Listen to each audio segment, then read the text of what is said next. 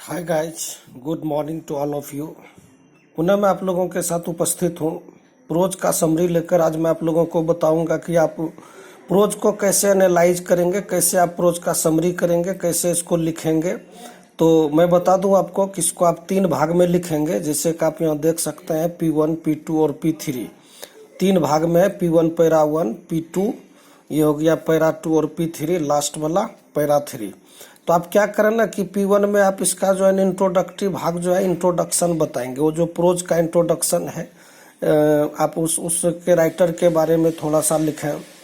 फिर जो है ना इसमें आप समरी लिखें, कंटेंट को लिखिए, थीम को लिखिए, और लास्ट जो है ना कंक्लूजन कि आपको कैसा लगा प्रोज।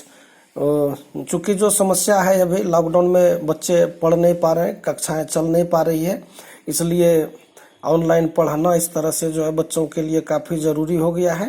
तो आप बच्चे ध्यान देंगे, और काफ़ी सिंपल वे में जो इसमें मैंने इसको बनाया है वो काफ़ी सिंपल है। आप किसी भी प्रोज का समरी आसानी के साथ कर सकते हैं। जैसे कि देखिए यहाँ पे लिखा हुआ है भारत इज माई होम। तो ये भारत इज माई होम जो है ना डॉक्टर जाकिर हुसैन का काफ़ी फेमस प्रोज है। आपको मैं जानकारी दे दूं कि ये इन्होंने लिखा नहीं था, बल्कि इन्होंने स्पीच दिया था जब ये भारतवर्ष के राष्ट्रपति के रूप में शपथ ले रहे थे। तो शपथ के दौरान जो इन्होंने भाषण दिया, उसी भाषण का ये हिस्सा है और ये काफ़ी इंस्पायरिंग है। तो आप देखिए यहाँ पे Bharat is my home is fine, interesting, humorous, striking, brilliant, superb. फिर यहाँ पे 2 बार हो गया है फाइन, नाइस, प्रोज। एक बार ही ये होगा फाइन, ये 2 बार गलती से मिस्टेक्स आ गया है प्रोज। और फिर मान के चलिए यदि इसके जगह पे आपको प्रोज के जगह पे शॉर्ट स्टोरी हो तो आप शॉर्ट स्टोरी लिख देंगे। 1 एक्ट प्ले हो तो 1 एक्ट प्ले लिख देंगे, यहाँ पे आप ध्यान रखेंगे, ठीक है ना। और प्रोज यदि लिख देते हैं तो फिर वो हो जाता है। सपोज मान के चलिए इसके जगह पे भारत इज माई होम के जगह पे आपको पूछ दिया इंडियन सिविलाइजेशन एंड कल्चर, तो आप क्या करेंगे, इंडियन सिविलाइजेशन एंड कल्चर यहाँ पे लिख के is a fine prose written by Mahatma Gandhi. जहाँ पे डॉक्टर जाकिर हुसैन का नाम है, यदि आप यहाँ पे चेंज करते हैं तो यहाँ पे आप महात्मा गांधी का, MK गांधी का नाम लिख देंगे। फिर क्या है ना, 1 of the greatest writers of his time, ये किसी में भी सेट हो जाएगा। He touches the high sensibility of human beings. और फिर देखिए he wants to teach the lesson of humanity to the readers through this nice approach. यह जो भी है शॉर्ट स्टोरी है तो शॉर्ट स्टोरी या 1 एक्ट प्ले है तो he conveys his remarkable thought among the readers. और इनका जो महत्वपूर्ण विचार है वो प्रस्तुत करना चाहते हैं पाठकों के साथ।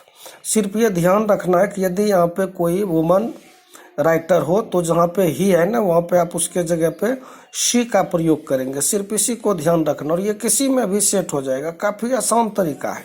और फिर आप यहाँ कीजिए जैसे the author says, speaks, presents, portrays, describes, represents. इसमें से ऑब्लिक जो देख के मैंने लिखा है किसी एक को लिखिए। फिर आप ये भारत इज माई होम के बारे में आप जो कुछ पढ़े हैं, थोड़ी बहुत जानकारी है, उसको आप इस बीच में लिख दें। तो इस तरह से आपका फिर जो है समरी हो जाएगा। और ये जो लास्ट सेक्शन मैंने दिया है ये किसी में भी सेट हो जाएगा। जैसे देखिए 10 इस प्रकार the prose is simple and understandable. Prose कैसा है, साधारण है, आसान है। और अंडरस्टैंडेबल मतलब हो गया कि समझने योग्य, आसानी के साथ समझ सकते हैं। और यदि मान के चलिए कि कोई प्रोज डिफिकल्ट लगता है तो आप उसमें लिखिए the prose is very difficult to understand. इस तरह से आप लिखिए। जैसे कि मान के चलिए आपको मिल जाएगा D.H. लॉरेंस का, वर्जीनिया वुल्फ का, E.M. फॉस्टर का। तो ये सब जो राइटर है ना ये माने जाता है 1 of the toughest writers of the world. It's very difficult to understand those writers, specially जो मॉडर्न राइटर है और कह सकते हैं कि कंटेम्प्रेरी राइटर, पोस्ट मॉडर्निस्ट्स जो हुए हैं ना उनको समझना डिफिकल्ट होता है। लेकिन आप लोगों के लिए जो प्रोज पीस प्रेस्क्राइब है वो बहुत डिफ़िकल्ट नहीं है, लेकिन वो बच्चों के लेवल के लिए डिफ़िकल्ट ही है। यदि आप उसको नहीं समझ पा रहे हैं तो डिफ़िकल्ट ही है। तो मैंने एक प्रयास किया है, छोटा प्रयास किया आप लोगों के सुविधा के लिए।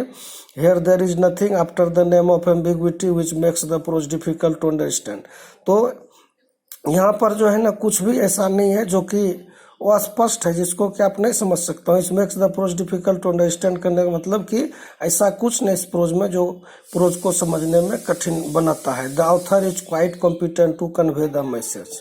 और लेखक पूर्णतः सक्षम है जो मैसेज जो कम्युनिकेट करना चाहते हैं, कन्वे करना चाहते हैं पाठक के साथ, उसमें उन्हें असातीत सफलता मिली है। The narration point of view is admirable. और इनका जो नरेशन पॉइंट ऑफ व्यू है वो काफ़ी जो है ना प्रशंसनीय है। The diction is very apt to make the prose Sublime.